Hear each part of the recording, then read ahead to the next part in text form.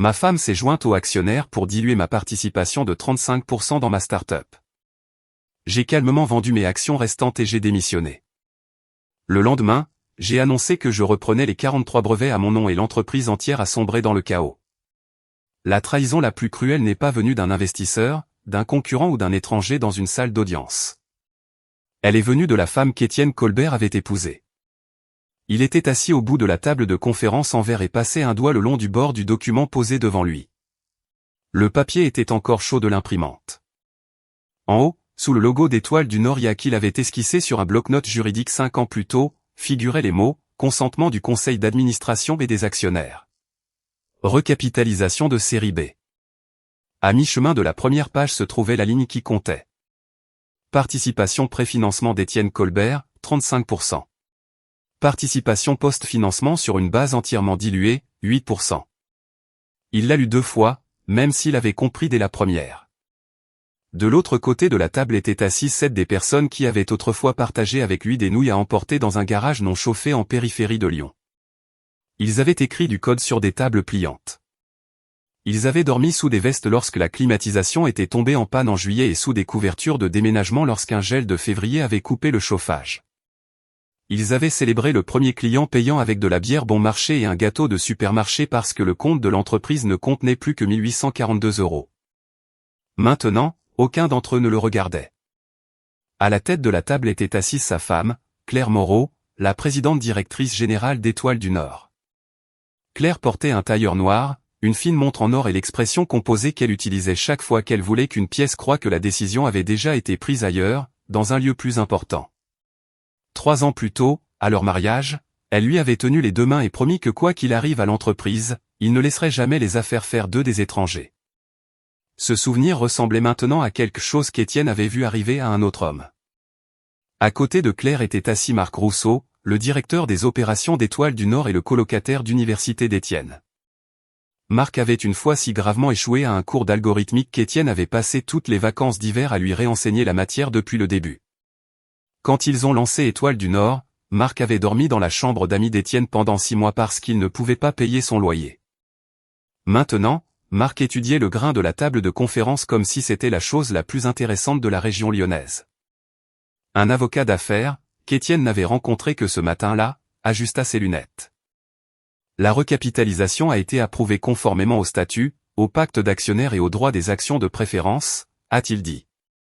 L'entreprise avait besoin de place pour les investisseurs de la série B et d'un plan d'options élargi. Le seuil de vote requis a été atteint. Étienne leva les yeux. Je n'étais pas à l'assemblée des actionnaires.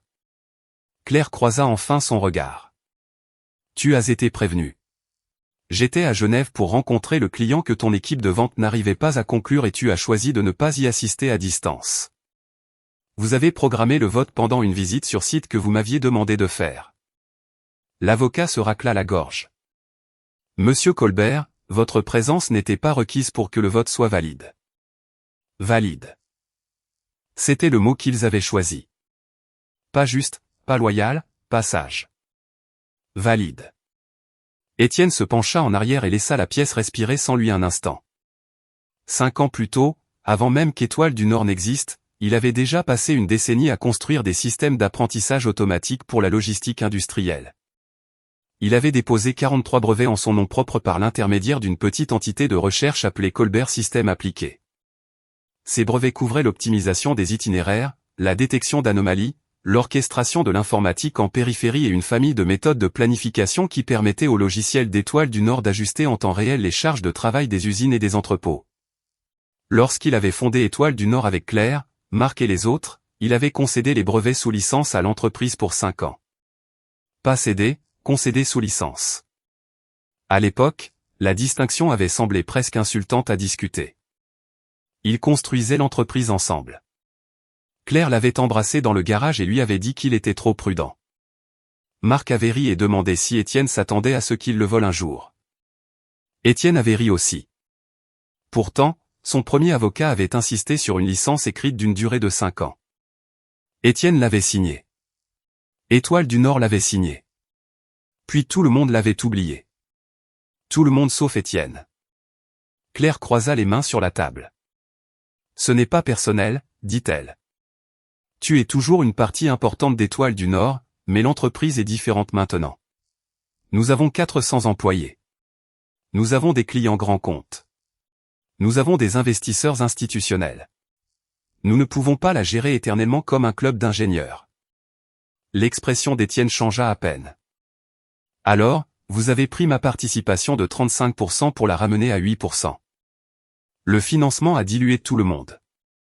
Pas de manière égale. Personne ne répondit. Étienne regarda à nouveau la table de capitalisation. De nouvelles actions de préférence avaient été émises pour le fonds entrant. Le plan d'option des employés avait été élargi. Plusieurs initiés avaient participé au tour de table. Claire avait conservé un contrôle effectif grâce à des pactes d'actionnaires. Marc avait protégé la majeure partie de son pourcentage en achetant des actions supplémentaires. Étienne avait été exclu de la discussion sur l'attribution. Techniquement, les documents pouvaient résister à un examen minutieux. Moralement, c'était un braquage avec une feuille de calcul. La voix de Claire s'adoucit d'un demi-degré. Tu es un ingénieur exceptionnel, Étienne. Mais la direction est devenue un goulot d'étranglement. Nous avons besoin d'un directeur technique qui comprend la mise à l'échelle, le recrutement, la communication avec les investisseurs, les opérations de produits. Vous en avez déjà engagé un. Cette question atterrit plus durement qu'il ne s'y attendait. Le regard de Marc vacilla vers Claire. Claire n'hésita qu'une seconde. Nous avons un candidat. Étienne hocha lentement la tête. Et mon rôle, conseiller technique principal. Il faillit sourire. C'était le genre de titre que les entreprises donnaient aux gens quand elles voulaient leur connaissance, mais pas leur autorité. Pas de subordonné direct. Tu conseillerais l'organisation de l'ingénierie. Pas de budget. Pas au début. Pas de siège dans les décisions de produits. La mâchoire de Claire se contracta. Tu serais consulté le cas échéant. Voilà. 5 ans à construire le moteur et maintenant il serait, consulté le cas échéant. Marc prit enfin la parole. Étienne, n'en fais pas toute une histoire. L'entreprise doit grandir. Nous devons tous accepter le changement. Étienne se tourna vers lui. Tu te souviens du premier mois où tu as travaillé avec moi? Marc cligna des yeux. Quoi? Tu avais 86 € sur ton compte courant. Tu m'as dit que tu allais retourner en Bretagne. J'ai payé ton loyer, je t'ai acheté un ordinateur portable et je t'ai donné 20% de mon travail de consultant jusqu'à ce qu'Étoile du Nord puisse se permettre de payer des salaires. Marc fixa la table. Je me souviens. Bien. Je voulais juste m'assurer que le changement n'avait pas tout effacé. Une légère rougeur monta au cou de Marc. Claire expira par le nez. Étienne, ça suffit. Le vote est fait. Nous pouvons discuter d'un plan de transition, mais la structure est fixée. Pour la première fois, Étienne sentit quelque chose en lui se taire, pas de la colère. La colère aurait signifié qu'il voulait encore se battre pour sa place. C'était différent. Il avait passé des années à croire qu'Étoile du Nord était une extension des personnes autour de cette table. Il avait défendu Claire quand les ingénieurs disaient qu'elle se souciait plus des gros titres sur les levées de fonds que de la qualité du produit. Il avait défendu Marc quand un lancement logistique avait failli échouer parce que Marc avait promis une échéance que l'équipe ne pouvait pas respecter. Il avait défendu le conseil d'administration quand les employés se plaignaient que les primes des dirigeants avaient augmenté plus vite que les salaires. Il avait toujours cru que la loyauté signifiait absorber un peu plus de poids que tout le monde. Maintenant, il comprenait ce que ces pardons répétés leur avaient appris. Il ne voyait pas sa patience comme de la loyauté. Il la voyait comme une permission. Étienne ferma le dossier de recapitalisation. D'accord, dit-il. Marc leva brusquement les yeux. Les sourcils de Claire bougèrent de manière presque imperceptible. D'accord, j'accepte que le financement ait eu lieu. La tension dans la pièce se relâcha. Étienne le vit se produire en temps réel. Daniel Perrin, l'un des premiers investisseurs, se pencha en arrière. L'avocat détendit ses épaules. Marc laissa échapper un souffle qu'il retenait probablement depuis qu'Étienne était entré. Le visage de Claire s'adoucit en quelque chose proche du soulagement. Bien, dit-elle. Alors, gérons la transition de manière professionnelle. Je suis d'accord. Étienne sortit son téléphone. Il y a un problème à régler d'abord. Claire le regarda. Quel problème? Mes actions restantes. La pièce se tendit à nouveau. Étoile du Nord était encore privée, mais ses documents de financement actuels autorisaient les transferts secondaires approuvés à des investisseurs qualifiés existants, sous réserve d'un droit de préemption de l'entreprise et de certains détenteurs. 2 mois plus tôt, lors de la planification initiale de la série B, un fonds de croissance déjà présent au capital d'Étoile du Nord avait discrètement offert à Étienne de la liquidité pour une partie de sa position. Il avait décliné. Puis ce matin-là, avant d'entrer dans la réunion, il les avait rappelés. Les documents étaient prêts. Étienne posa son téléphone sur la table. Sur l'écran se trouvait un contrat d'achat secondaire signé couvrant l'intégralité de sa participation post-financement de 8%, conditionné uniquement à la renonciation par Étoile du Nord à son droit de préemption contractuel. Claire le fixa. Marc se leva à moitié de sa chaise. Étienne, qu'est-ce que c'est que ça? Une vente. Tu ne peux pas te débarrasser de 8% d'une entreprise privée comme une transaction boursière. Ce n'est pas ce que je fais. Un investisseur qualifié existant les achète selon les dispositions de transfert que vous avez approuvées l'année dernière. Étoile du Nord a un droit de préemption. Étienne fit glisser une notification imprimée sur la table. Vous pouvez égaler le prix. Claire la ramassa. Ses yeux parcoururent rapidement la page. Ça se conclut vendredi. Correct. Tu as arrangé ça avant la réunion. Je l'ai arrangé après avoir reçu le dossier du conseil d'administration à 6 heures ce matin. Tu as supposé que nous te dilurions? Non. Je me suis préparé à la possibilité que vous pensiez ce que disaient les papiers. Le sang-froid de Claire se brisa enfin. Comprends-tu ce que cela va donner comme image au fond de série B? Le fondateur vend tout la semaine même où nous clôturons. Ils penseront que tu abandonnes l'entreprise. Étienne la regarda. C'est le cas. La pièce devint silencieuse. Marc murmura, ne fais pas ça. Étienne se leva. Vous avez déjà décidé que je n'étais plus nécessaire. Je vous aide à rendre la séparation nette. Claire repoussa sa chaise. Nous sommes mariés. Tu ne peux pas faire exploser notre entreprise parce que tes sentiments sont blessés. Les yeux d'Étienne croisèrent les siens. Quand tu as organisé un vote pour me priver de mon contrôle et me retirer du poste de directeur technique, le fait d'être marié t'a-t-il arrêté? Elle n'eut pas de réponse. Il ramassa le dossier de recapitalisation et le plaça devant elle. Demandez au conseil d'envoyer la renonciation ou d'exercer le droit de préemption. Dans tous les cas, j'en ai fini avec les actions. Puis il sortit un deuxième document de son porte-document en cuir. Une lettre de démission avec effet immédiat. Marc se leva d'un bond. Étienne, attends. Le nouveau directeur technique n'a même pas commencé. Tu ne peux pas partir avant la transition. Vous venez de me dire qu'Étoile du Nord avait dépassé le stade où elle dépendait d'un seul ingénieur. Ce n'est pas ce que je voulais dire. C'est exactement ce que vous vouliez tous dire. Étienne se dirigea vers la porte. La voix de Claire l'arrêta.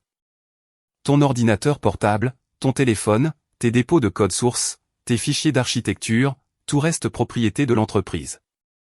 Il se retourna. Bien sûr. Son expression se durcit comme si elle avait retrouvé un terrain solide. Et la licence des brevets concédés à Étoile du Nord. Ceux-ci restent des actifs de l'entreprise en vertu de l'accord existant. Étienne se figea. Puis il demanda, avez-vous lu l'accord? Claire fronça les sourcils. Quoi? La licence de brevet originale. L'avez-vous lu avant aujourd'hui? Le visage de Marc fut le premier à changer. Étienne vit la couleur le quitter. Il retourna à la table, ouvrit une dernière fois son porte-document en cuir et plaça une copie de la licence devant Claire. Le paragraphe pertinent avait été surligné en jaune. Durée, 5 ans. Expiration automatique sauf renouvellement écrit par les deux parties. Date d'effet, exactement 5 ans plus tôt. Les yeux de Claire s'arrêtèrent de bouger. Étienne vérifia sa montre. La licence expire à minuit. Personne ne parla. Il continua, tous les 43 brevets. Marc s'agrippa au dossier de sa chaise. Étienne. À minuit 1, Étoile du Nord perd le droit contractuel de fabriquer, d'utiliser ou de vendre des produits couverts par ses revendications, à moins que je ne renouvelle la licence. L'avocat d'affaires saisit les pages et commença à les parcourir. Le visage de Claire devint pâle. Tu savais que ça allait arriver. J'ai signé le contrat. Vous aussi. Tu nous tends un piège. Pour la première fois de la journée, Étienne faillit rire. Vous avez tenu une réunion pour me diluer, me retirer et me remplacer. Je n'ai pas programmé cette réunion. Je n'ai pas rédigé votre recapitalisation. Je n'ai pas voté avec vos actions. Il fit un signe de tête vers le document dans sa main. Vous avez créé le timing. Le contrat a créé la conséquence. Claire contourna la table et tendit la main vers son bras. Étienne, attends. Nous pouvons renégocier. Il retira doucement sa main. Il y a 10 minutes, il n'y avait rien à négocier. Puis il sortit. Derrière lui, des chaises raclèrent, des voix s'élevèrent et quelqu'un cria au service juridique d'appeler un conseil externe en brevet. Étienne continua de marcher. Au moment où les portes de l'ascenseur se fermèrent, son téléphone vibrait déjà. Un appel de Marc, 2 de Claire, puis 3 autres.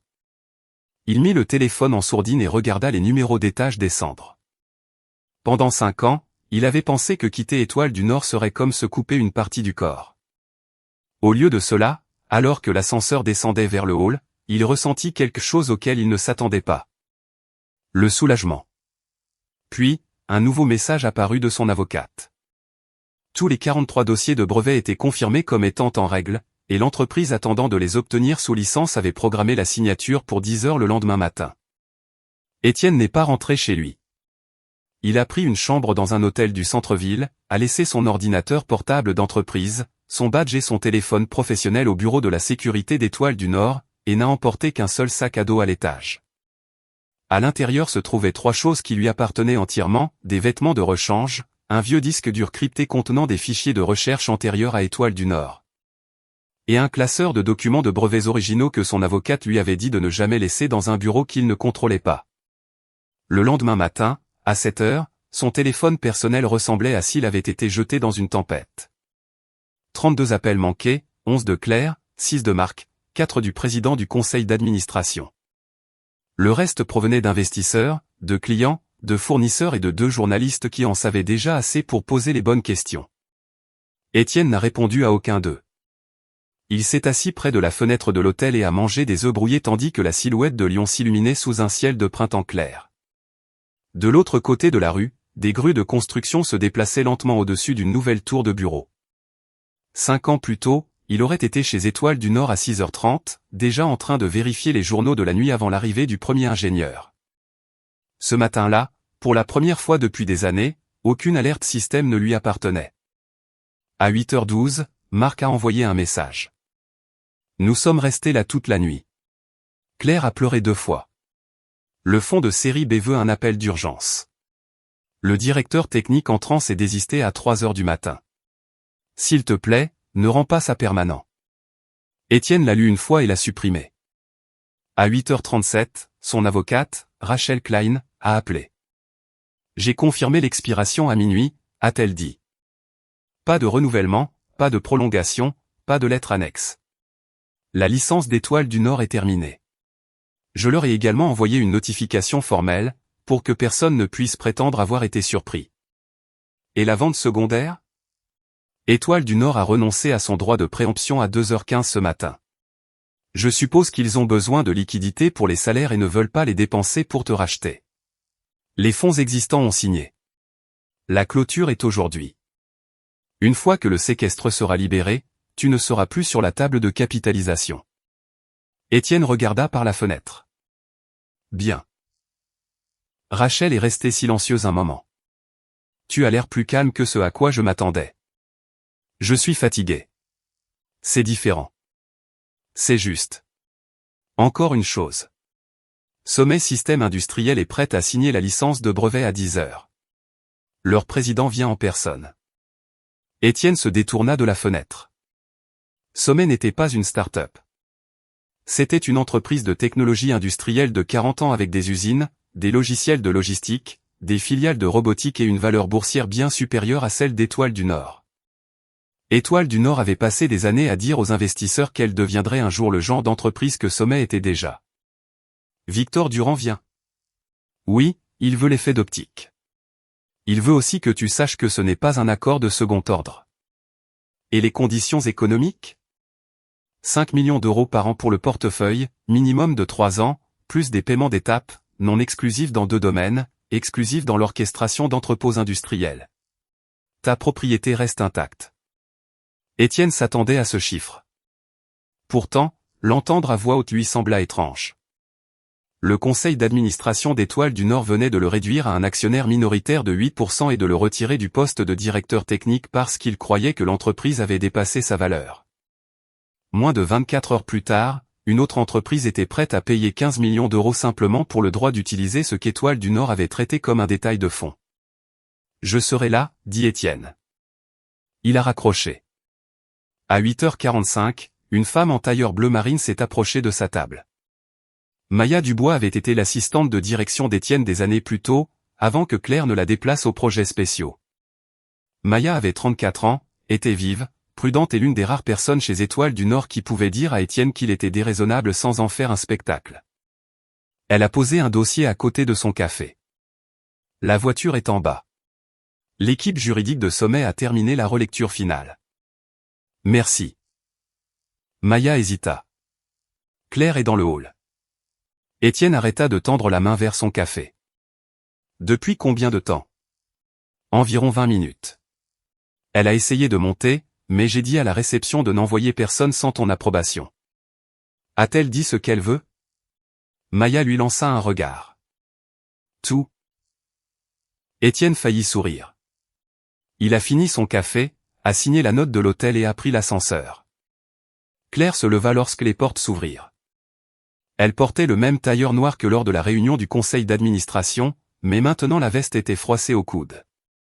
Ses cheveux, normalement parfaits avant le lever du soleil, avaient été attachés sans grand soin. Les ombres sous ses yeux la faisaient paraître plus âgée que 38 ans. Daniel Perrin était assis à proximité avec un ordinateur portable ouvert sur ses genoux. Quand il vit Étienne, il se leva aussi. Claire s'avança rapidement. Nous devons parler. Étienne continua de marcher vers les portes.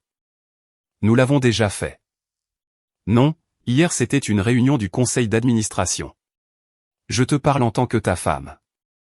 Cela le fit s'arrêter. Il se retourna. Tu n'agissais pas en tant que ma femme hier. Claire déglutit. J'ai fait une erreur. Les mots semblaient difficiles pour elle.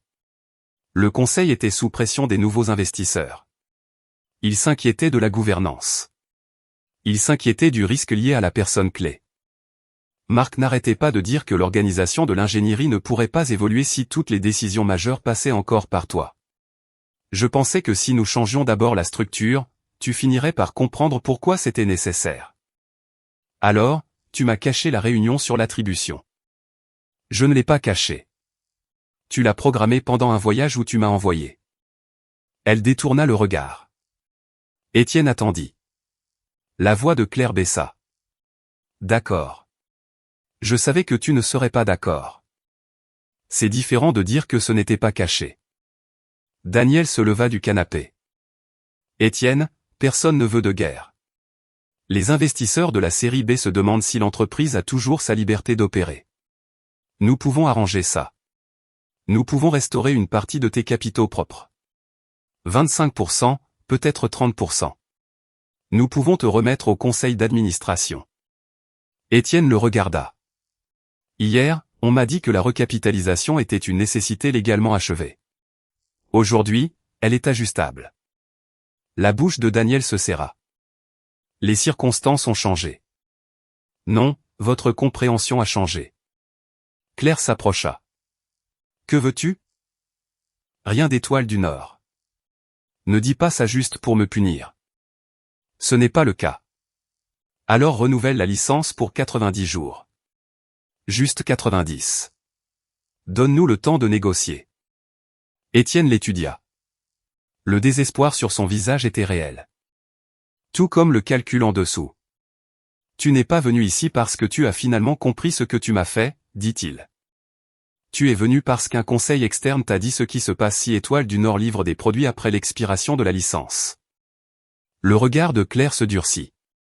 Ça ne veut pas dire que je ne m'en soucie pas. Ça veut dire que je ne peux plus faire la différence. La phrase atterrit doucement. C'est pourquoi elle faisait mal. Les yeux de Claire se remplirent, mais Étienne se tourna avant que les larmes ne puissent devenir un autre outil de négociation. « Où vas-tu » demanda-t-elle. « Une réunion. »« Avec qui ?» ?»« Une entreprise qui a lu la licence avant de prendre des décisions à son sujet. » Elle le suivit jusqu'au trottoir. « Étienne, ne fais rien d'irréversible. » Il ouvrit la portière de la voiture.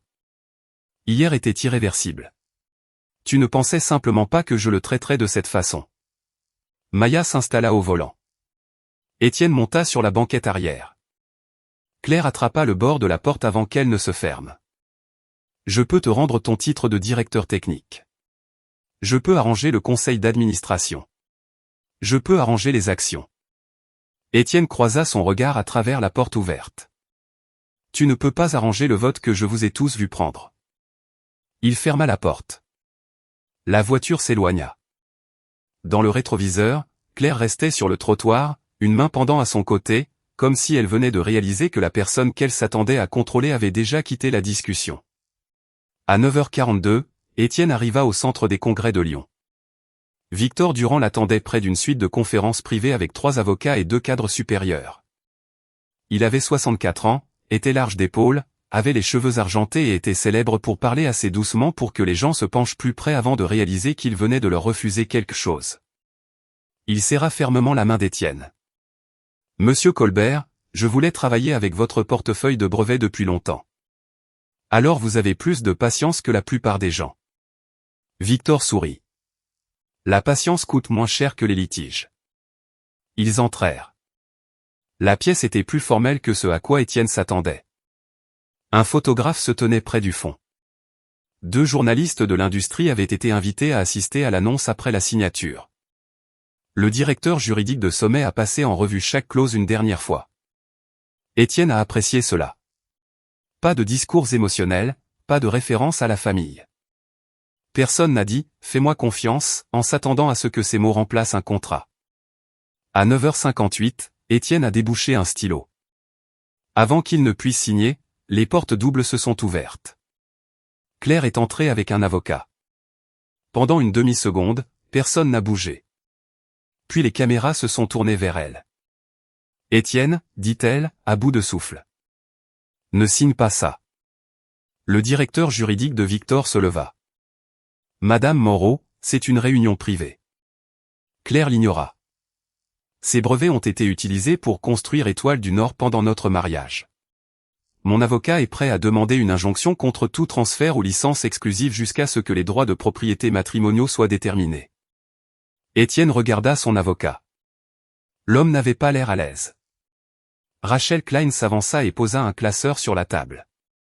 43 brevets, dit-elle. Tous déposés avant le mariage. Tous détenus par Colbert Systems appliqués avant la formation d'Étoile du Nord. Tous listés comme biens propres d'Étienne Colbert dans un contrat de mariage signé. La licence d'Étoile du Nord stipule expressément aucune cession de propriété. L'avocat de Claire ouvrit la bouche puis la referma. Victor jeta un coup d'œil à Étienne. « Vous êtes venu préparer. » « J'ai appris à l'être. » Claire s'agrippa au dossier d'une chaise. « Tu vas vraiment faire ça ?» Étienne regarda l'accord. Puis la femme qui avait passé 3 ans à ses côtés et une matinée à l'aider à le chasser de sa propre entreprise. « Tu as déjà fait ta part. » Il signa. Victor signa à côté de lui. Le déclencheur de l'appareil photo du photographe cliqua 2 fois. Claire fixa les signatures comme si elles étaient apparues sur un certificat de décès. Étienne ferma le dossier. « L'ancienne licence d'Étoile du Nord est terminée, dit-il. Les brevets sont à nouveau à moi. » Les lèvres de Claire s'entr'ouvrirent. Aucun mot ne sortit. Cet après-midi-là, l'investisseur de la série B d'Étoile du Nord a formellement suspendu la clôture. À 15h, 3 clients grands comptes avaient demandé une preuve écrite qu'Étoile du Nord avait toujours les droits légaux de livrer ses produits principaux. À 16h, le directeur technique entrant s'était retiré de manière permanente. Et à 16h17, Étienne a reçu un message de Marc qui ne contenait que 6 mots. « Il y a quelque chose que tu ne sais pas. » Étienne ne répondit pas immédiatement à Marc. Il laissa le message reposer pendant près d'1 heure pendant que l'équipe juridique de Sommet finalisait son communiqué de presse. Il ne servait à rien de se précipiter dans un autre secret juste parce que quelqu'un qui avait aidé à le trahir se sentait soudainement coupable. À 17h30, il répondit enfin, « Quoi ?» Marc appela quelques secondes plus tard. « On peut se voir ?»« Non. »« Étienne, s'il te plaît. Pas chez Étoile du Nord. Quelque part de privé. Dis-le-moi maintenant. » Marc respira dans le téléphone pendant plusieurs secondes. Claire n'a pas inventé la recapitalisation toute seule. Étienne s'appuya contre la fenêtre de la salle de conférence. En dessous de lui, la circulation rampait le long du quai Claude Bernard. Je m'en doutais. Non, je veux dire que quelqu'un l'a poussé à le faire. Quelqu'un de Sommet. L'attention d'Étienne se fit plus vive. Qui ? Ryan Durand, le neveu de Victor Durand.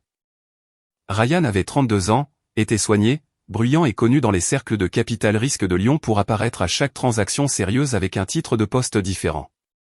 Parfois, il était décrit comme un associé principal, parfois comme un conseiller stratégique, parfois comme le représentant d'un véhicule d'investissement familial lié de manière assez lâche à Sommet pour que personne ne semble certain de l'étendue de son autorité.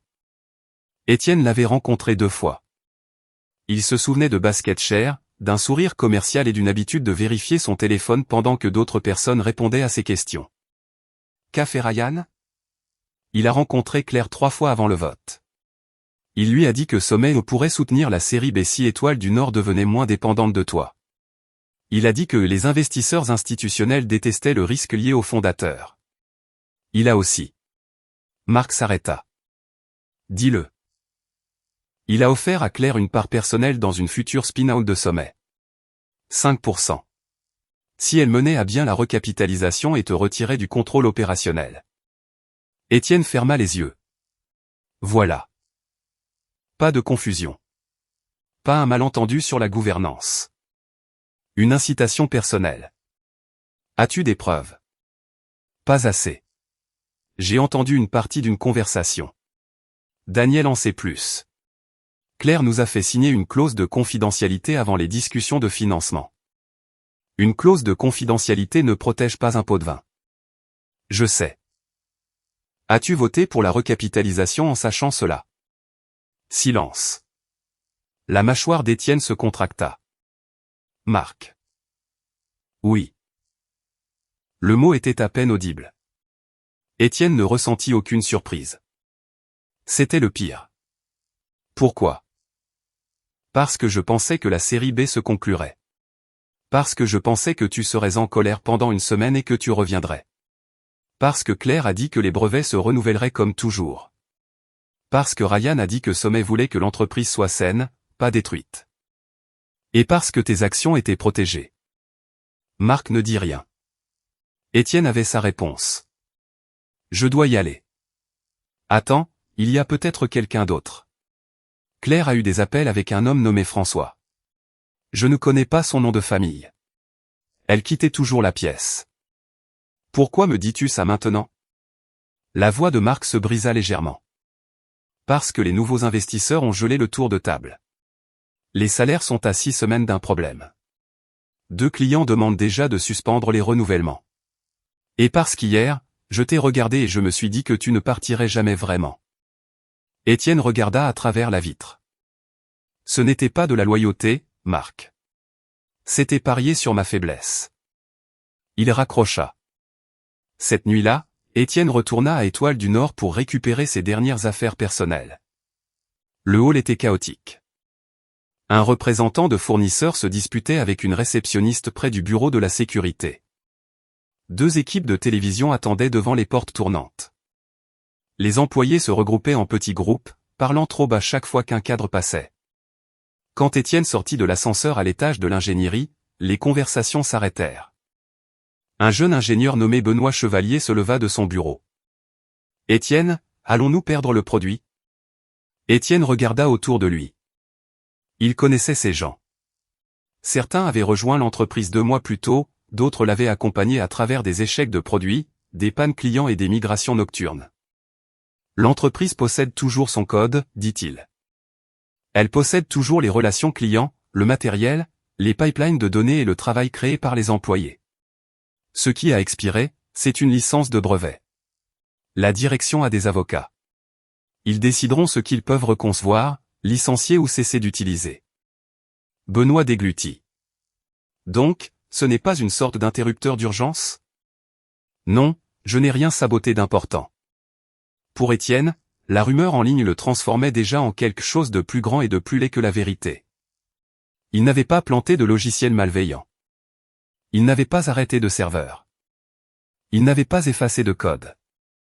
Il avait simplement refusé de renouveler un contrat qui avait expiré de par ses propres termes. Le problème d'Étoile du Nord n'était pas qu'Étienne avait détruit le bâtiment. Son problème était que le conseil d'administration avait découvert que le bâtiment reposait en partie sur un terrain qu'il ne possédait pas. Il entra dans son ancien bureau. Rien n'avait été déplacé. Une tasse de café froid reposait à côté d'un moniteur. Sur le tableau blanc se trouvait le diagramme d'architecture inachevé de la semaine précédente. L'étagère supérieure contenait une photographie des 9 fondateurs originaux dans le garage. Tous trop jeunes et épuisés pour comprendre à quel point le succès pouvait devenir coûteux. Étienne décrocha la photo. Un instant, il envisagea de la garder. Puis il la jeta à la poubelle. Dans le tiroir du bas, sous une vieille housse d'ordinateur portable, il trouva une épaisse enveloppe dont il avait oublié l'existence. À l'intérieur se trouvaient des photos de lui et de Claire avant qu'Étoile du Nord n'ait de l'argent. Claire endormie sur le siège passager de sa vieille voiture. Claire riant sur un parking après la signature de leur premier client. Claire tenant un gobelet en carton de café de station-service d'une main tout en l'aidant à porter des moniteurs dans le garage. Les souvenirs étaient réels. Cela ne rendait pas le présent moins réel. Il remit les photographies dans l'enveloppe et les laissa dans le tiroir. Sous l'enveloppe se trouvait autre chose, une copie d'un accord de licence distinct. Brevet 17, une méthode de reconnaissance d'image qu'Étienne avait développée des années avant Étoile du Nord. 2 ans plus tôt, Claire avait voulu expérimenter un projet parallèle dans le commerce de détail de la mode. Étienne lui avait personnellement accordé une licence libre de droit pour une utilisation limitée à une application grand public. Il eut la concession 2 fois. L'accord ne lui donnait pas la propriété. Il ne couvrait pas les produits industriels d'Étoile du Nord, mais il était perpétuel dans ce domaine limité. Il le plia et le plaça dans son sac. La porte du bureau s'ouvrit. La directrice administrative d'Étoile du Nord, Laura Perrin, se tenait là. Claire m'a demandé de m'assurer qu'aucun document de l'entreprise ne quitte le bâtiment. C'est juste. Étienne désigna son ordinateur portable d'entreprise. Ça reste. Ces classeurs sont des dossiers de projet. Il reste. Le disque crypté dans mon sac est antérieur à Étoile du Nord et est listé dans le calendrier de propriété intellectuelle de la formation. Rachel en a une copie. Laura hocha la tête, soulagée qu'il n'allait pas discuter. Puis Étienne dit, dites à Claire que je suis au courant pour Ryan Durand. Le visage de Laura changea. Ce fut rapide. Un léger écarquillement des yeux, une pause avant de respirer, mais Étienne le vit.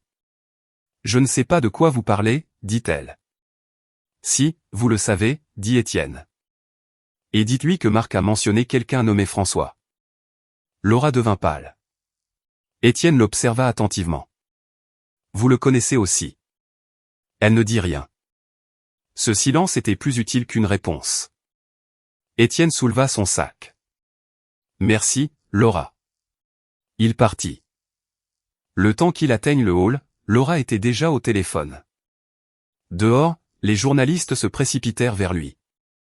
Monsieur Colbert, Étoile du Nord va-t-elle faire faillite? Votre femme vous a-t-elle forcé à partir? Combien sommet paie-t-il pour les brevets? Prévoyez-vous de créer votre propre entreprise? Étienne continua de marcher. Maya amena la voiture et il monta. Où allons-nous? Demanda-t-elle. Étienne vérifia l'heure. 18h14. Un nouveau message apparut d'un numéro inconnu.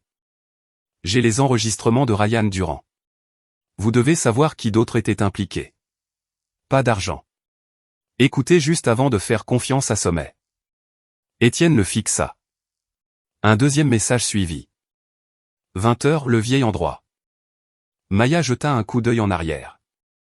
Un problème? Peut-être. Sais-tu qui l'a envoyé? Étienne regarda les mots, le vieil endroit. Il n'y avait qu'un seul endroit où cette expression avait eu une signification pour lui.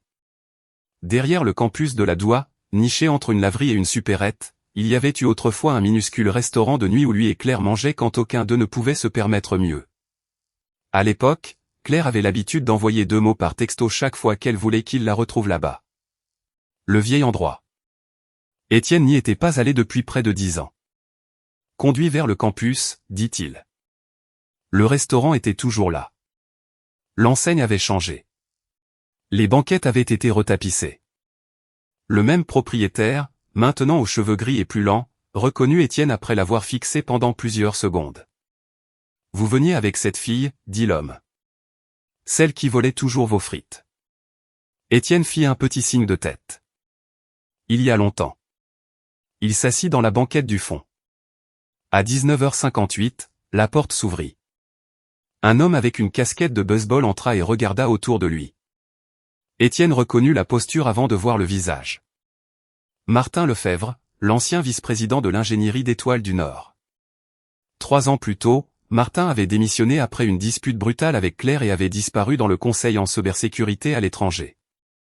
Lors de sa dernière soirée à Lyon, ivre et furieux, il avait dit à Étienne quelque chose qu'Étienne avait rejeté comme du ressentiment.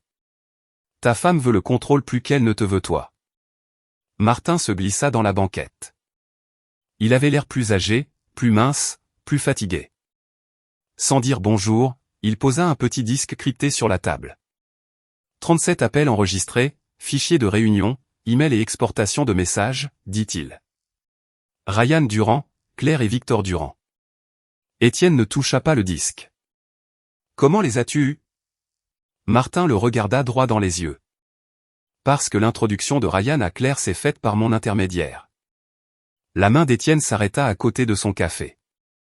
Martin continua avant qu'il ne puisse parler. Je n'ai pas créé Ryan. Je n'ai pas dit à Claire de te trahir. Mais je les ai mis dans la même pièce parce que je voulais savoir jusqu'où elle était prête à aller. Le restaurant parut soudain trop silencieux. La voix d'Étienne baissa. Tu as utilisé mon mariage comme un test? Les yeux de Martin étaient rouges. Non, j'ai utilisé un homme qui tournait déjà autour de ton entreprise pour exposer ce que Claire planifiait déjà. Il poussa le disque plus près. Et si tu penses que Ryan agissait seul, tu es sur le point de faire la 2e plus grosse erreur de ta vie. Étienne garda les yeux fixés sur Martin. Commence par le début. Martin enroula ses 2 mains autour d'une tasse de café qu'il n'avait pas touchée. Il y a 3 ans, Claire m'a offert de l'argent pour copier du matériel de tes archives de brevets privés. Un instant, Étienne crut avoir mal entendu. Quoi? 500 000 €. Et des options équivalentes à environ 5% d'Étoile du Nord à l'époque. Elle a dit que l'entreprise ne pouvait pas continuer à dépendre d'actifs que tu contrôlais personnellement. Elle voulait une copie propre des tableaux de revendication, du code des prototypes, des cahiers de laboratoire, tout ce qui pourrait aider le conseil à argumenter que les inventions avaient été développées pour Étoile du Nord plutôt qu'avant. Le regard d'Étienne se durcit. Tu as refusé immédiatement. Pourquoi ne me l'as-tu pas dit? Martin eut un rire las. Je l'ai fait.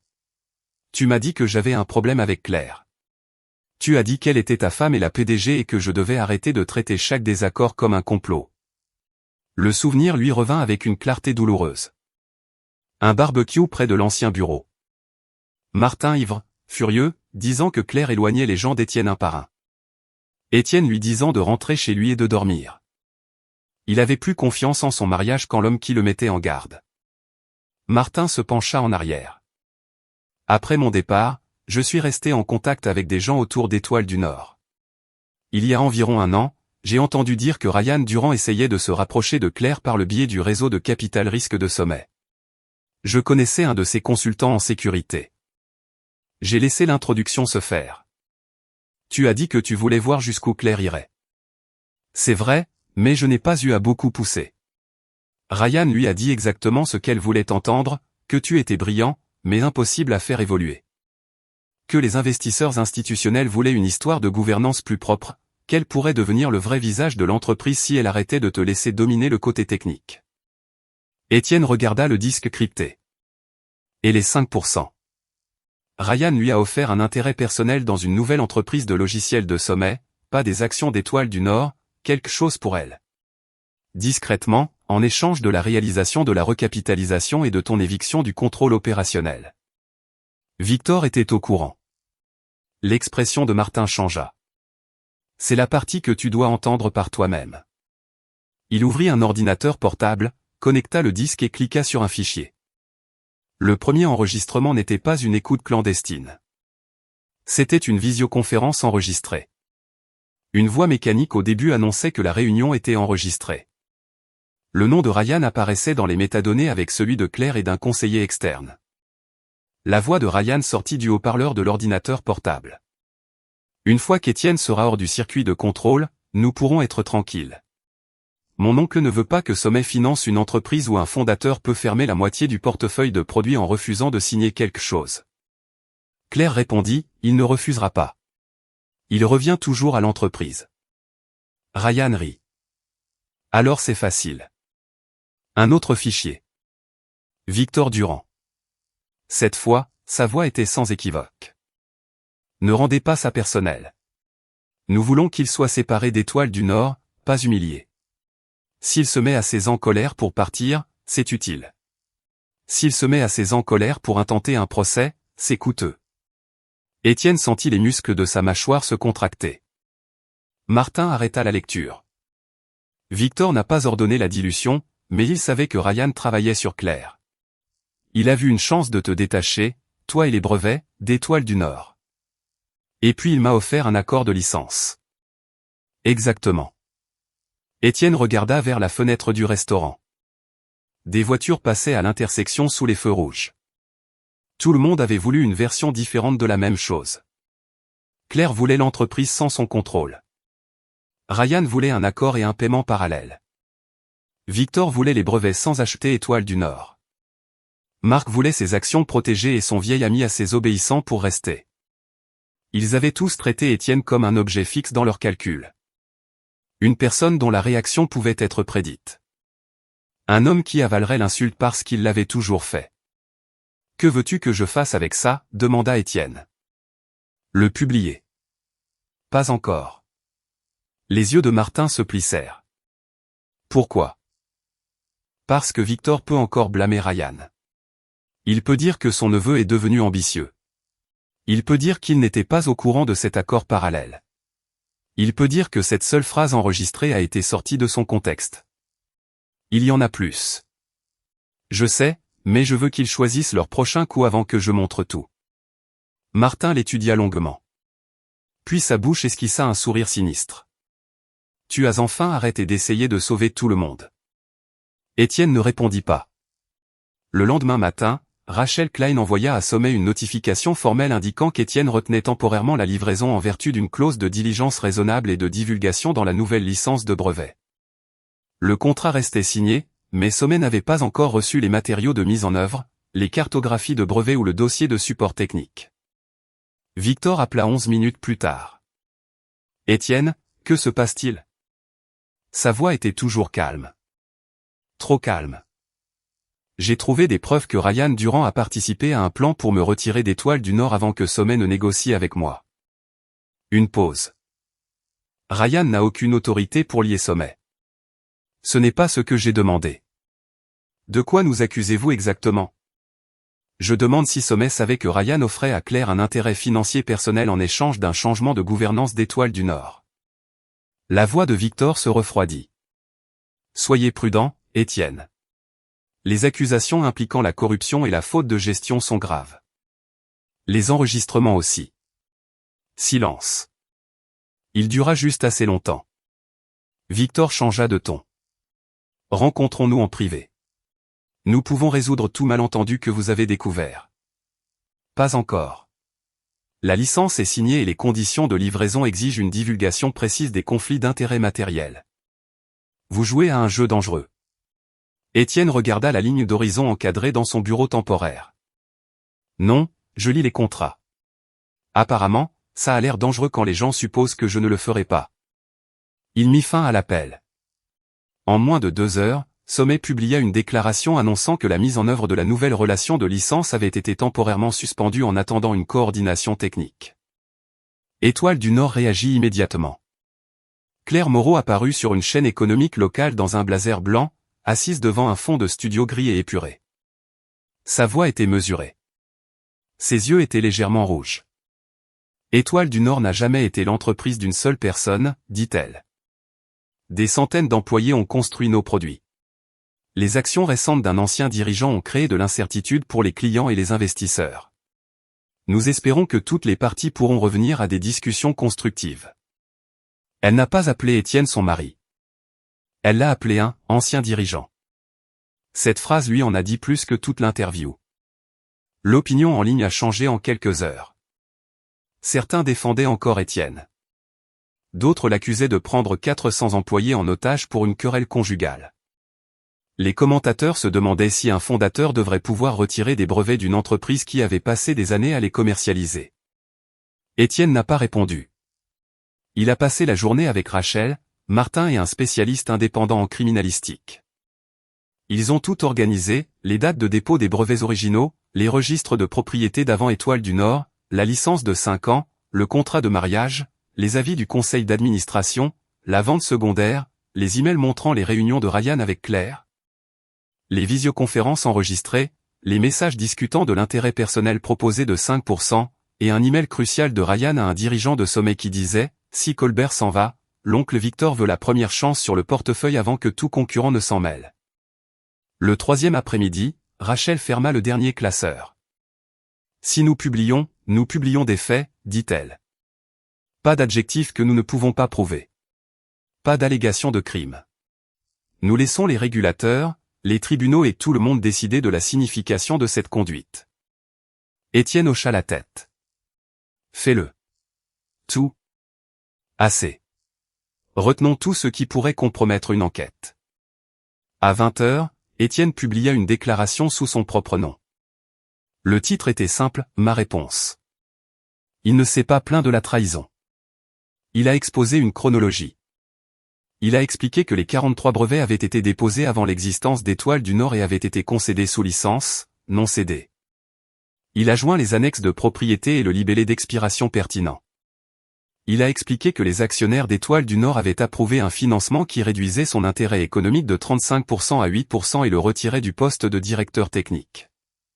Il a montré qu'il avait vendu ses actions restantes par le biais d'une transaction secondaire privée autorisée après la décision du conseil d'administration. Puis il s'est adressé à Sommet. Il a joint des extraits de réunions enregistrées où Ryan discutait de rendre Étienne non essentiel à la gouvernance d'Étoile du Nord. Il a joint les messages décrivant l'intérêt personnel proposé à Claire. Enfin, il a inclus les mots de Victor. S'il se met assez en colère pour partir, c'est utile. Étienne a terminé avec 5 phrases. J'ai construit Étoile du Nord parce que je croyais que la technologie et la confiance pouvaient grandir ensemble. Je me suis trompé sur la confiance. Les brevets restent miens parce que je ne les ai jamais vendus. Je ne les concéderai sous licence à personne qui croit que manipuler mon mariage ou mon entreprise est une stratégie commerciale acceptable. Mes prochaines décisions seront prises ouvertement, par écrit et selon mes propres termes. Le message a été mis en ligne à 20h. À 20h12, le site web d'Étoile du Nord a commencé à ralentir sous le trafic. À 20h25, l'équipe de communication de Sommet avait annulé l'interview télévisée prévue de Victor. À 21h03, le fonds de série B d'Étoile du Nord a envoyé une notification indiquant qu'il se retirait entièrement du financement. À 21h41, Claire a appelé d'un numéro qu'Étienne ne reconnaissait pas. Il a répondu par curiosité. Pendant plusieurs secondes, tout ce qu'il a entendu était sa respiration. Puis elle a dit, « Tu l'as publié. » J'ai publié les faits. Tu m'as fait passer pour corrompu. J'ai posté tes propres mots et ceux de Ryan. Sa voix se brisa. Tu aurais pu venir me voir d'abord. Étienne faillit lui demander si elle s'entendait. Au lieu de cela, il a dit, tu as eu une salle de conseil pleine d'opportunités de venir me voir. Claire se tut. Quand elle a de nouveau parlé, la colère avait disparu. Les investisseurs sont partis. 3 clients ont gelé de nouvelles commandes. Marc dit que les fournisseurs veulent être payés d'avance. Étienne Étoile du Nord pourrait ne pas survivre à ça. Il se pencha en arrière dans sa chaise. Alors tu devrais te concentrer sur Étoile du Nord. C'est ce que je fais. C'est pourquoi je te demande de revenir. Non. Et nous? Cette question l'arrêta un moment. Pas parce qu'il ne connaissait pas la réponse. Parce qu'il la connaissait enfin. Je demanderai à mon avocate de t'envoyer quelque chose demain. Claire murmura, quoi? Étienne regarda la requête en divorce que l'associé en droit de la famille de Rachel lui avait envoyée par email 1 heure plus tôt. Une façon propre de finir ce que la réunion du conseil d'administration a commencé. Claire a reçu les papiers du divorce le lendemain après-midi. Étienne ne les a pas envoyés au bureau d'Étoile du Nord. Il les a fait livrer par l'intermédiaire de son conseil à la maison qu'il partageait encore légalement, accompagné d'une courte lettre expliquant qu'il resterait à l'hôtel jusqu'à ce que des arrangements immobiliers temporaires soient réglés. Leur contrat de mariage rendait le côté financier relativement simple. Le portefeuille de brevets d'Étienne et Colbert Systems appliqués restait sa propriété exclusive. Les actions ordinaires d'Étoile du Nord de Claire avant le mariage restaient siennes. Les capitaux propres que chacun avait acquis pendant le mariage seraient gérés selon l'accord et la loi française. La maison pouvait être vendue ou l'un d'eux pouvait racheter la part de l'autre. Il n'y avait aucune demande dramatique de vengeance. Aucune tentative de prendre tout ce qu'elle possédait. Étienne voulait quelque chose de bien plus définitif.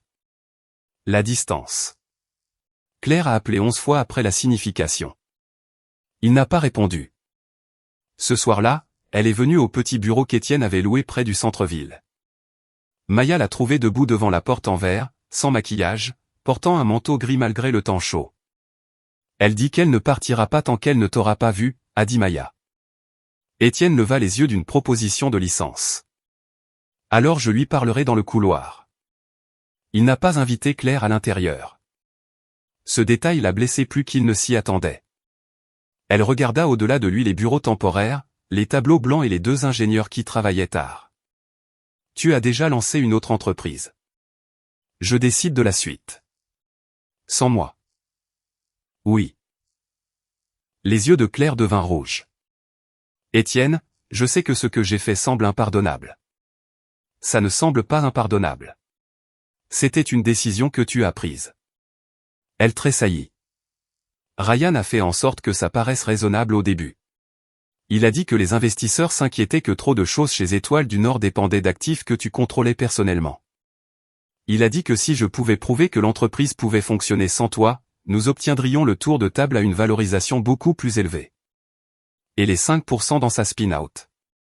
Son visage se crispa. C'est venu plus tard. Mais tu as accepté l'idée. Je n'ai jamais rien reçu. Ce n'est pas la même chose que de dire que tu l'as rejeté. Claire baissa les yeux. Il n'y avait pas de réponse qui puisse l'aider. Après un moment, elle dit, je voulais prouver quelque chose. Étienne attendit. Tout le monde t'appelait le fondateur de génie. Les clients demandaient à te voir. Les ingénieurs te citaient. Les investisseurs assistaient à toute ma présentation puis se tournaient vers toi pour la vraie réponse.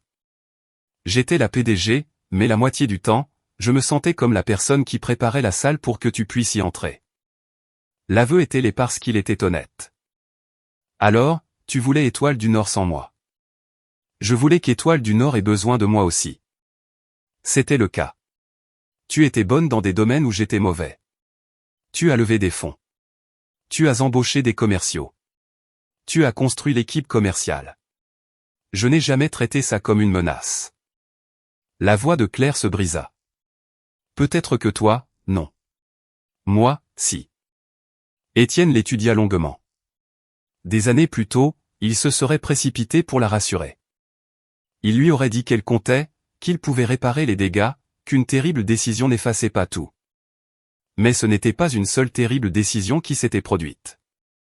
Il y avait eu des mois de réunion, une incitation cachée, un vote coordonné, un directeur technique de remplacement, un plan basé sur l'hypothèse qu'Étienne se plaindrait puis se rendrait. Tu n'as pas échoué parce que Ryan t'a manipulé, dit-il. Tu as échoué parce qu'il t'a offert la permission de faire ce que tu voulais déjà faire. Claire se couvrit la bouche d'une main. Les larmes coulèrent. Nous étions heureux autrefois. Nous l'étions. Est-ce que ça ne compte pas? Ça compte assez pour que je ne veuille pas transformer le divorce en une autre guerre. Elle regarda les papiers dans sa main. Tu le penses vraiment? Oui. Tu ne reviendras pas à Étoile du Nord? Non. Tu ne renouvelleras pas les brevets? Non. Même si l'entreprise fait faillite? La réponse d'Étienne prit plus de temps. Étoile du Nord a des gens talentueux. Elle peut reconcevoir autour de certains brevets, obtenir des licences alternatives, vendre des lignes de produits, lever un financement de transition ou se restructurer. Mais je ne céderai pas mon travail pour préserver les gens qui ont voté pour m'en retirer. Claire s'essuya le visage. Marc dit que l'entreprise pourrait ne pas pouvoir payer les salaires dans 2 mois. Alors le conseil d'administration doit faire son travail. Tu étais le travail du conseil d'administration. Étienne faillit sourire à l'ironie. Plus maintenant. Claire resta là quelques secondes de plus. Puis elle le regarda avec une fatigue qui la faisait ressembler presque à la jeune femme du garage. Je t'ai vraiment aimé. Étienne la crut. C'est ce qui rendait la situation triste plutôt que simple. Je sais. Je t'aime toujours. L'amour n'est pas utile quand le respect a disparu. Claire ferma les yeux. Quand elle les rouvrit, elle hocha la tête une fois. Puis elle partit. Étienne la regarda marcher jusqu'à l'ascenseur et ne la suivit pas. Les 2 semaines suivantes passèrent plus vite que les 5 années précédentes. La série B d'Étoile du Nord disparut complètement.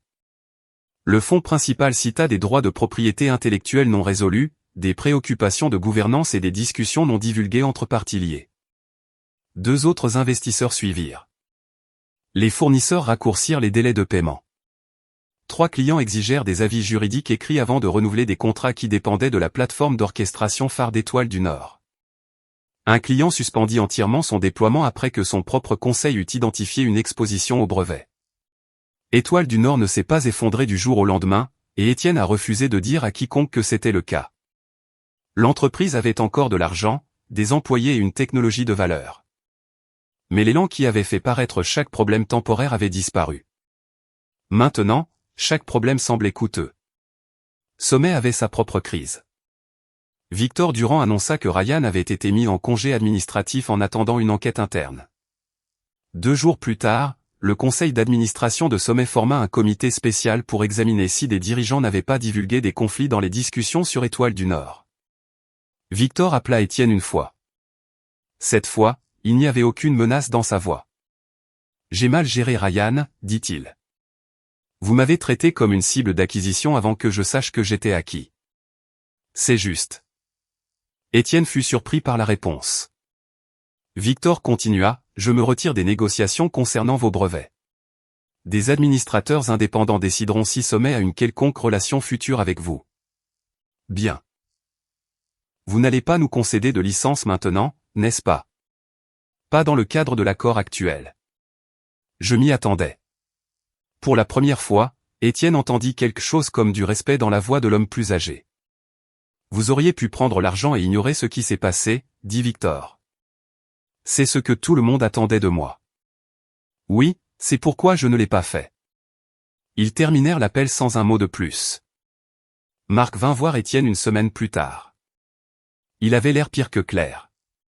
Pas de costume, pas de sourire de fondateur soigné, juste un jean et une chemise non rentrée et des yeux qui n'avaient pas dormi correctement depuis des jours.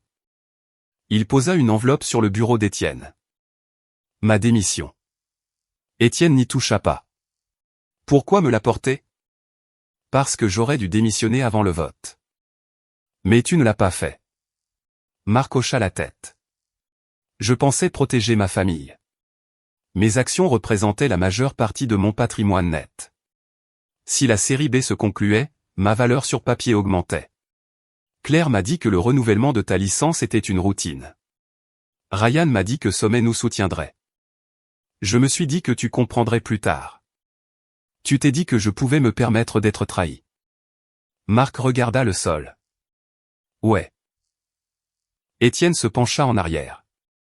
Te souviens-tu du vote? Chaque minute. J'ai regardé autour de cette table en attendant qu'une personne dise « c'est mal ». Tu n'avais pas à me sauver.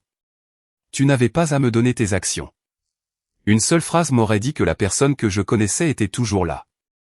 Les yeux de Marc se remplirent. Je sais. Mais tu es resté silencieux. Je sais. Étienne repoussa finalement l'enveloppe sur le bureau. Alors ne me demande pas de te faire sentir mieux à ce sujet. Marc hocha lentement la tête. Il se tint à la porte. Il s'arrêta. Étoile du Nord se prépare à une restructuration. La banque ne prolongera pas la ligne de crédit à moins que nous ne résolvions le problème de la propriété intellectuelle. Claire parla des acheteurs. C'est probablement la chose responsable à faire. Il y a un acheteur que personne n'attend. Étienne leva les yeux. Marc eut un faible sourire épuisé. En fait, peut-être que si. Il partit avant d'expliquer. 10 minutes plus tard, Rachel Klein appela. Le conseiller en restructuration a pris contact, dit-elle. Étoile du Nord veut vendre des actifs, du matériel, des contrats clients cessibles, des baux de bureau, du code et l'équipe d'ingénierie. Les doigts d'Étienne s'arrêtèrent sur le clavier. Et ils veulent savoir si vous êtes intéressé. Il regarda à travers le mur de verre les jeunes ingénieurs qui travaillaient dans la pièce voisine. Maya avait scotché un panneau temporaire à côté de la porte ce matin-là, Laboratoire Aster. Ce n'était qu'un nom de remplacement, mais pour la première fois, Étienne pouvait voir ce que cela pourrait devenir. Pas Étoile du Nord, dit-il. Rachel marqua une pause. Que veux-tu dire? Je ne veux pas de l'ancienne entreprise. Je veux les pièces utiles.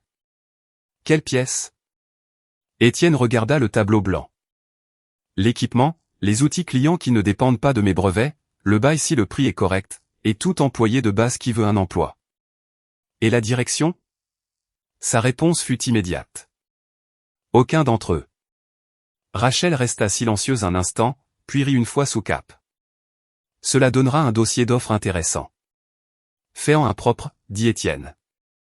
Pas de faveur, pas de prix de vengeance. Si nous gagnons parce que l'offre est meilleure pour les créanciers et les employés. Je ne veux pas que quiconque dise que j'ai incendié l'entreprise juste pour acheter les cendres. Le processus de restructuration a dépouillé Étoile du Nord de sa mythologie. Pendant des années, les gens avaient parlé de l'entreprise comme si c'était un organisme avec un destin. Le logo comptait. Les fondateurs comptaient. L'histoire comptait. Les investisseurs utilisaient des expressions comme « leader de sa catégorie » et « entreprise plateforme ». Les employés les répétaient jusqu'à ce que tout le monde oublie qu'une entreprise était encore une collection de contrats, de liquidités, de personnes, d'équipements, d'obligations et de décisions. Une fois le financement disparu, le romantisme s'est rapidement évanoui. Le conseiller en restructuration a envoyé au soumissionnaire qualifié une salle de données sécurisée. Étienne l'a examinée avec Rachel et une petite équipe des laboratoires Aster. Étoile du Nord possédait des choses utiles, une solide plateforme de support client, une flotte de bancs d'essai pour l'informatique en périphérie, plusieurs environnements de simulation d'entrepôt, des bureaux avec encore 18 mois sur un bail avantageux. Des dizaines d'ingénieurs qui n'avaient rien à voir avec la lutte au conseil d'administration et qui risquaient maintenant de perdre leur emploi parce que les personnes au-dessus d'eux avaient confondu la gouvernance avec le pouvoir. Elle possédait aussi des problèmes coûteux, des engagements à long terme avec les fournisseurs, un contrat marketing qui supposait une croissance explosive, des primes de rétention pour la direction qui semblaient absurdes à côté du solde de trésorerie. Et une ligne de produits phares qui ne pouvait plus être vendue dans sa forme actuelle sans aborder le portefeuille de brevets d'Étienne. Étienne n'a enchéri que sur des actifs sélectionnés.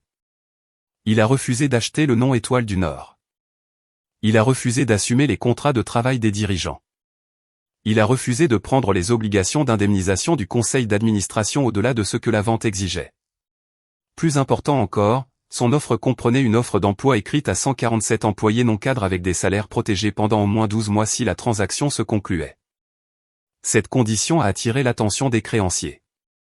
L'offre financière la plus élevée venait d'un acheteur de capital investissement qui prévoyait de licencier la moitié du personnel, de vendre les contrats clients et de liquider l'ingénierie. L'offre d'Aster était légèrement inférieure en espèces, mais elle nécessitait moins de coûts de fermeture, préservait plus de contrats et laissait la succession avec moins d'obligations d'indemnité de départ. 3 jours avant la décision finale, Claire a demandé une réunion. Cette fois, elle est venue sans avocat. Étienne a accepté de la voir dans une salle de conférence neutre au bureau de Rachel. Claire avait l'air de nouveau composée. Les cernes avaient disparu. Ses cheveux étaient parfaits. La vieille armure de PDG était revenue, mais elle ne lui allait plus de la même manière. Elle a posé un dossier sur la table. J'ai signé l'accord de divorce. Étienne l'a ouvert, a vérifié la page de signature et l'a fermé. Merci. Sa bouche se serra à cause de la formalité. C'est tout ce que tu as à dire? Que aimerais-tu que je dise? Je ne sais pas. Quelque chose qui sonne comme si 3 ans de mariage signifiait plus qu'un formulaire rempli. Étienne resta silencieux. Ça signifiait plus. C'est pourquoi c'était douloureux. Claire baissa les yeux sur ses mains. Le conseiller d'Étoile du Nord d'Icaster est le principal soumissionnaire. L'un d'eux. Si tu achètes les actifs, tu seras assis dans le même bâtiment avec les mêmes ingénieurs, servant certains des mêmes clients, utilisant du matériel que nous avons acheté ensemble. Si l'offre est acceptée. Est-ce que ça ne donne pas l'impression de reprendre l'entreprise? Étienne secoua la tête. Non. Étoile du Nord était une entreprise construite par 9 fondateurs et des centaines d'employés. Aster est une entreprise différente qui achète des actifs utiles à un vendeur en difficulté. Claire eut un petit rire amer. Tu as toujours été meilleur que moi pour séparer l'émotion du langage. Ce n'est pas ce qui s'est passé à la réunion du conseil d'administration. Elle grimaça. Pendant un moment, aucun des deux ne parla. Puis Claire dit, Marc veut que tu le laisses rejoindre Aster. Non. Il le sait. Alors pourquoi le mentionner? Parce que je voulais savoir si tu punissais tous ceux qui ont voté contre toi. Étienne se pencha en avant. Je ne le punis pas. Je décide à qui je fais confiance pour l'autorité dans la prochaine entreprise. Ce sont des choses différentes. Claire a encaissé. Et moi? Et pour moi? Me ferais-tu confiance à nouveau? Étienne n'a pas répondu rapidement. Il voulait être véridique, pas cruel. Pas avec mon entreprise, pas avec mes brevets, pas avec mon mariage. Peut-être qu'un jour, je ne serai plus en colère en pensant à ce qui s'est passé. C'est le plus que je puisse promettre. Les yeux de Claire brillèrent, mais elle ne pleura pas. C'est juste. C'était la première fois qu'Étienne l'entendait dire ces mots sans les utiliser comme une tactique de négociation. Elle se leva à la porte. Elle s'arrêta. Pour ce que ça vaut, Ryan n'a jamais obtenu ce qu'il voulait de moi au-delà du vote. Je n'ai jamais reçu l'intérêt qu'il a offert. Je sais comment. L'évidence montre l'offre, pas le transfert. Claire hocha la tête. Je suppose que ça compte légalement. Ça compte, mais pas pour toi. Non. Elle est partie. La vente des actifs a été approuvée la semaine suivante. Laboratoire Aster a acquis l'équipement de test, certains modules logiciels, le bail de Lyon et plusieurs contrats clients cessibles. La transaction n'a pas transféré les droits d'Étoile du Nord sur le portefeuille de brevets d'Étienne car il n'y avait plus de droits à transférer. L'annonce publique a moins surpris l'industrie que ce à quoi Étienne s'attendait. À ce moment-là, tout le monde savait où le centre de gravité s'était déplacé. Ce qui a surpris les gens, c'est ce qu'il a fait ensuite. Il n'a pas vidé le bâtiment. Il n'a pas licencié des départements entiers. Il n'a pas remplacé chaque panneau d'Étoile du Nord du jour au lendemain et organisé une fête de la victoire. Au lieu de cela, il a passé la première semaine à rencontrer les employés par groupe de 12. Il a répondu aux questions. Il a dit aux gens ce qu'Aster avait acheté et ce qu'il n'avait pas acheté. Il a expliqué que les offres d'emploi seraient basées sur le rôle et la performance, pas sur le fait que quelqu'un l'ait jamais apprécié personnellement.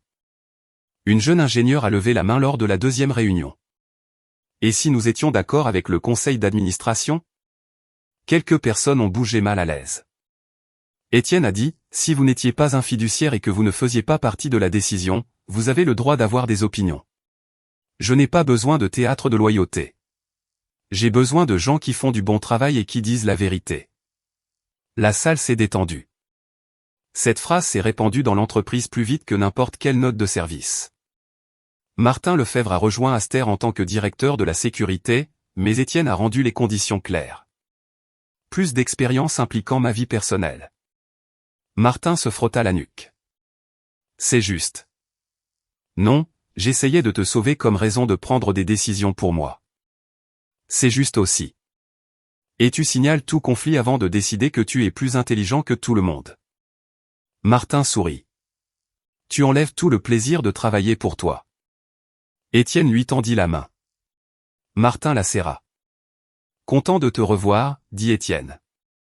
Maya est devenue directrice des opérations. Elle a protesté immédiatement. J'étais ton assistante il y a 5 ans. Tu as dirigé 3 programmes transversaux, géré 2 déménagements de bureaux, négocié avec les fournisseurs mieux que Marc, et tu étais la seule personne chez Étoile du Nord qui pouvait dire à Claire et à moi non dans la même réunion. Maya y a réfléchi. Quand tu le présentes comme ça, j'ai l'air cher. Tu le hais. Elle a accepté. Les conséquences juridiques ont pris plus de temps. Ryan Durand a démissionné de tous les postes liés au bras de capital risque de Sommet. Les enquêteurs ont examiné s'il avait dissimulé un arrangement économique personnel tout en participant à des discussions de financement. Il a été plus tard inculpé dans le cadre d'un stratagème sans rapport mais se chevauchant impliquant de fausses factures et des paiements non divulgués à des fondateurs de 2 autres startups. Les preuves d'Étienne sont devenues une petite partie d'une affaire beaucoup plus vaste. Victor Durand a démissionné de la présidence du conseil d'administration de Sommet pendant l'enquête interne. L'entreprise n'a pas admis de faute, mais son comité indépendant a constaté que Victor n'avait pas divulgué des communications importantes impliquant Ryan et Étoile du Nord. Sommet a payé un règlement civil pour résoudre les réclamations des actionnaires découlant des manquements à la divulgation. Étienne n'a jamais célébré quoi que ce soit de tout cela. Il avait cessé de confondre la punition d'une autre personne avec son propre rétablissement. Marc a démissionné d'Étoile du Nord avant la clôture de la vente des actifs. Il a envoyé un dernier email à Étienne. Pas d'excuse cette fois. J'espère qu'Aster deviendra ce qu'Étoile du Nord aurait dû être. Étienne a sauvegardé le message mais n'a pas répondu. 3 mois plus tard, la coquille vide restante d'Étoile du Nord est entrée en liquidation formelle après avoir vendu ses derniers actifs non essentiels. Claire a renoncé au titre de PDG. Pour la première fois depuis l'université, il n'y avait plus d'Étoile du Nord pour laquelle l'un ou l'autre pouvait se battre. Le matin où la liquidation est devenue publique, Étienne se tenait dans le laboratoire d'ingénierie principal d'Aster pendant qu'un nouveau système effectuait sa première simulation à grande échelle. Sur 3 grands écrans, des milliers de véhicules d'entrepôt virtuels se réacheminaient en temps réel autour de pannes d'équipement. Pas de marque Étoile du Nord, pas de licence empruntée, pas de solution de fortune temporaire. Ce système avait été construit à partir d'une architecture propre par une équipe qui savait exactement à qui appartenait quoi. Maya est entrée en portant une pile de papier. Contrat pilote client, dit-elle. 48 millions d'euros sur 4 ans si les jalons de déploiement sont respectés. Étienne haussa un sourcil. Qui a signé? Distribution Lonéard. Leur PDG a demandé une condition. Laquelle? Maya sourit. Ils veulent que tu sois personnellement présent au lancement. Étienne se retourna vers les écrans. 5 ans plus tôt, il aurait entendu ça et se serait senti fier que le client ait besoin de lui. Maintenant, il ressentait autre chose. La responsabilité. Il prit le contrat. Dis-leur que je serai là. Maya se tourna pour partir, puis s'arrêta. Encore une chose. Le marketing veut une phrase pour la toile de fond du lancement.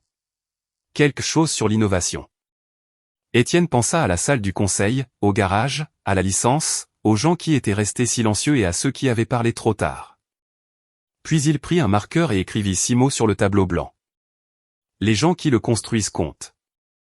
6 mois après la réunion du conseil d'administration qui a mis fin à Étoile du Nord, Étienne se tenait en coulisses lors du premier lancement de produits majeurs des laboratoires Aster et écoutait 400 personnes remplir la salle de congrès de l'autre côté du rideau. Le son était familier. Des investisseurs parlant trop fort. Des ingénieurs se disputant sur des détails que personne d'autre ne pouvait entendre. Des journalistes répétant leurs questions, des clients comparant leurs notes. Des années plus tôt, une salle comme celle-là aurait rendu Étienne nerveux. Il aurait vérifié le système de démonstration 10 fois, réécrit des diapositives dont personne n'avait besoin et fait les 100 pas derrière la scène, imaginant chaque échec possible. Ce matin-là, il était calme. Non pas parce que rien ne pouvait mal tourner. Parce qu'il avait enfin compris qu'aucune entreprise, aucun produit, aucun mariage ou aucune carrière n'était sauvé en prétendant que le risque n'existait pas. On le nommait. On le documentait. On décidait de ce qu'on était prêt à porter. Puis on arrêtait de porter ce qui appartenait à quelqu'un d'autre. Maya apparut à ses côtés, tenant une tablette. Nous sommes au complet. L'Onéar a amené 12 personnes au lieu de 6. 2 des anciens clients d'Étoile du Nord sont là. Sommet a envoyé un observateur de son comité technologique indépendant. Étienne la regarda. Victor? Non. Bien. Maya passa à l'écran suivant. Aussi, un journaliste du journal veut poser des questions sur Claire. Non. Je m'en doutais. Ils peuvent poser des questions sur les brevets, la restructuration, le produit ou le marché. Mon divorce n'est pas une nouvelle fonctionnalité. Maya sourit. C'est pour ça que j'aime travailler ici. Parce que je suis ennuyeux. Parce que tu apprends enfin à ne pas répondre. Elle s'éloigna avant qu'il ne puisse répondre. Le régisseur leva 3 doigts, puis 2, puis 1. Étienne entra dans la lumière. Derrière lui, un écran de 12 mètres affichait le nouveau moteur d'orchestration industrielle d'Aster, Aurora 1. Le système pouvait réacheminer des véhicules automatisés, des affectations de main-d'œuvre, des flux d'inventaire et des charges de travail de machines sur un campus de distribution sans dépendre d'un seul point de décision central. Certaines des inventions sous-jacentes provenaient des 43 brevets d'Étienne. Certaines étaient nouvelles. Cela comptait pour lui. Il n'avait pas reconstruit Étoile du Nord sous un autre nom. Il était allé de l'avant. Les applaudissements durèrent plus longtemps que prévu. Au premier rang était assis Martin, portant un costume qui semblait aussi inconfortable sur lui que les vêtements formels l'avaient toujours été. À côté de lui se trouvaient plusieurs ingénieurs qui avaient été des employés juniors chez Étoile du Nord. Des personnes qui s'étaient autrefois assises en silence pendant que les dirigeants se disputaient la propriété étaient maintenant listées par leur nom dans les crédits techniques. Étienne attendit que la salle se calme. Il y a 6 mois, commença-t-il, j'ai appris quelque chose que j'aurais dû comprendre bien plus tôt. La salle devint silencieuse. Une entreprise peut posséder des serveurs, des bâtiments, des contrats, des marques et du code. Elle peut posséder des brevets si ces brevets lui ont été cédés. Elle peut posséder beaucoup de choses. Il marqua une pause. Ce qu'elle ne peut pas posséder, c'est la dignité d'une personne simplement parce que cette personne a aidé à construire l'entreprise. L'écran changea. Une liste des équipes d'ingénierie principales d'Aster apparut derrière lui. Pas de portrait de dirigeants, pas de photos de fondateurs surdimensionnés. Des noms, des dizaines d'entre eux. Aurora a été construit selon une règle simple, continua Étienne. Si vous créez quelque chose, votre contribution est documentée. Si l'entreprise en est propriétaire, l'accord le stipule. Si vous en êtes propriétaire et que vous le concédez sous licence, l'accord le stipule aussi. Pas de promesse familiale. Pas d'hypothèse basée sur une poignée de main. Pas de on verra ça plus tard. Une vague de rire parcourut la salle. Étienne sourit. J'ai appris cette leçon à la dure. Il n'a pas raconté toute l'histoire d'Étoile du Nord. Il n'en avait pas besoin. Tout le monde dans la salle en connaissait déjà une version. Au lieu de cela, il a démontré le produit. Un entrepôt simulé a perdu le courant dans une zone. Aurora a réacheminé le trafic en quelques secondes. Un convoyeur est tombé en panne. L'inventaire s'est déplacé automatiquement. Une pénurie de main-d'œuvre est apparue sur le modèle. Le système a ajusté les priorités sans effondrer le débit. Pour Étienne, le moment le plus satisfaisant n'a pas été les applaudissements. C'est quand une ingénieure de 26 ans nommée Sophie Petit a pris le micro et a expliqué la couche de sécurité adaptative qu'elle avait conçue. Personne ne l'a présentée comme quelqu'un de l'équipe d'Étienne. Elle a été présentée par son nom et son travail. Après le lancement, les journalistes se sont rassemblés près de la scène. La plupart ont posé des questions techniques. L'un d'eux a posé la question que Maya avait prédite. Monsieur Colbert, croyez-vous qu'Étoile du Nord a échoué à cause des décisions de votre ex-femme? Étienne y a réfléchi. Étoile du Nord n'a pas échoué à cause d'une seule personne. Les stylos bougeaient. Elle a échoué parce que trop de gens ont vu une mauvaise décision et ont décidé que le silence était plus sûr. Elle a échoué parce que la gouvernance est devenue un moyen de déplacer le pouvoir au lieu de protéger l'entreprise. Et elle a échoué parce que les gens ont traité la propriété technique comme de la paperasse qui pouvait être ignorée jusqu'à ce qu'elle devienne gênante.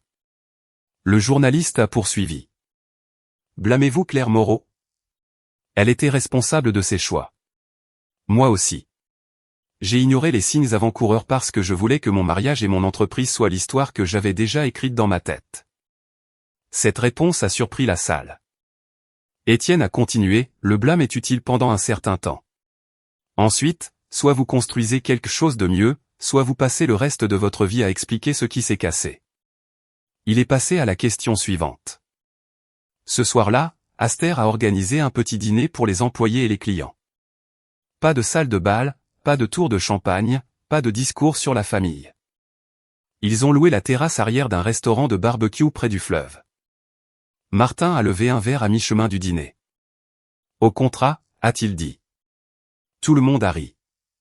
Maya a levé le sien, à leur lecture avant de signer. Plus de rire. Étienne a secoué la tête. Vous n'allez jamais laisser tomber ça, n'est-ce pas? Absolument pas, a dit Martin. Plus tard, après que la foule se soit dispersée, Étienne est retourné seul au vieux restaurant près du campus. Il n'avait pas prévu d'y aller.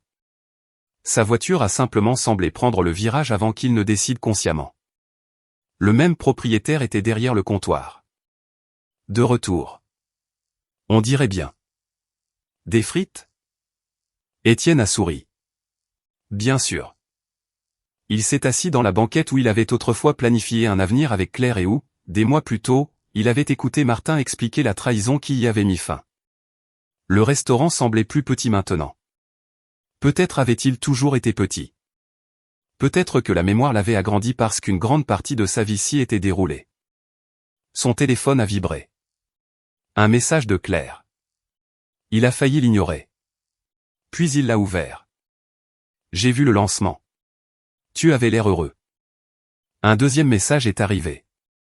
Je suis passé près du campus aujourd'hui et je me suis souvenu quand nous partagions une seule assiette de frites parce que nous ne pouvions pas nous permettre de repas. Je pensais ce que je disais à l'époque. Je t'aimais. Je suis juste devenu quelqu'un qui pensait que gagner était plus important que d'être décente. Puis une dernière ligne. Je suis désolé. Étienne a lu le message lentement. Il fut un temps où ces mots l'auraient anéanti.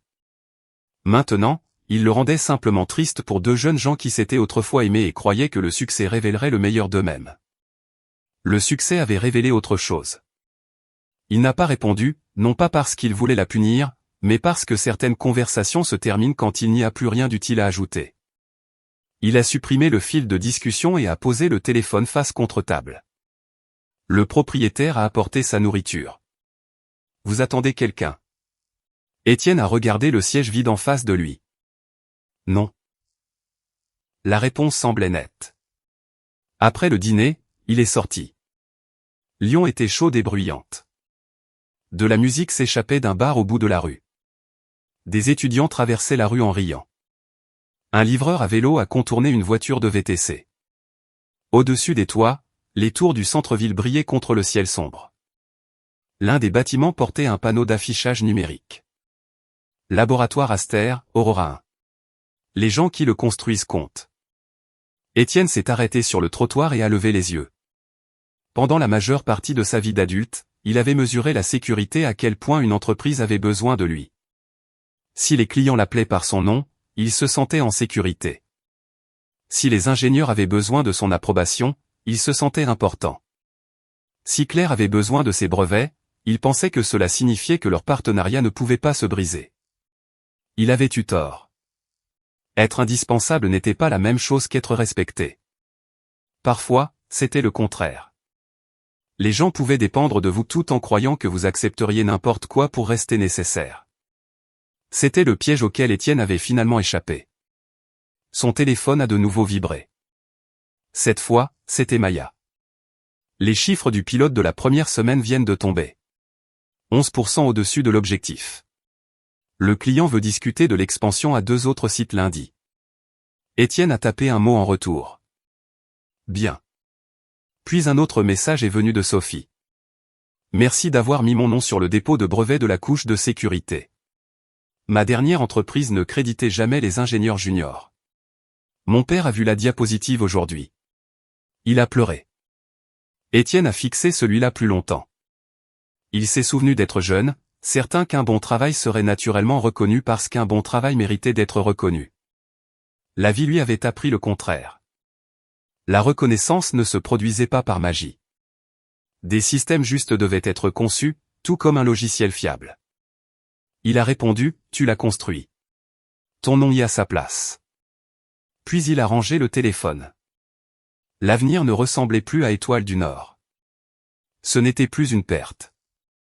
Étoile du Nord lui avait appris à construire une entreprise. Claire lui avait appris que l'amour sans respect pouvait devenir un levier. Marc lui avait appris que la gratitude ne survivait pas toujours à l'intérêt personnel. Victor et Ryan lui avaient appris que l'admiration de personnes puissantes pouvait cacher une transaction. Martin lui avait appris que même quelqu'un essayant de vous protéger pouvait franchir une ligne s'il cessait de respecter votre droit de choisir. Et Étienne s'était appris la leçon la plus importante. Il pouvait partir. Il pouvait recommencer. Il pouvait posséder son travail sans s'en excuser. Il pouvait construire des relations basées sur des attentes écrites au lieu d'une dette émotionnelle. Il pouvait se souvenir du passé sans y retourner. Étienne s'est éloigné du restaurant et s'est dirigé vers sa voiture. Il n'a pas regardé en arrière. La trahison avait autrefois semblé être la fin de tout ce qu'il avait construit. Il s'est avéré que c'était le moment où il a finalement cessé de confondre ce qu'il avait construit avec qui il était. Et cette différence lui a rendu sa vie.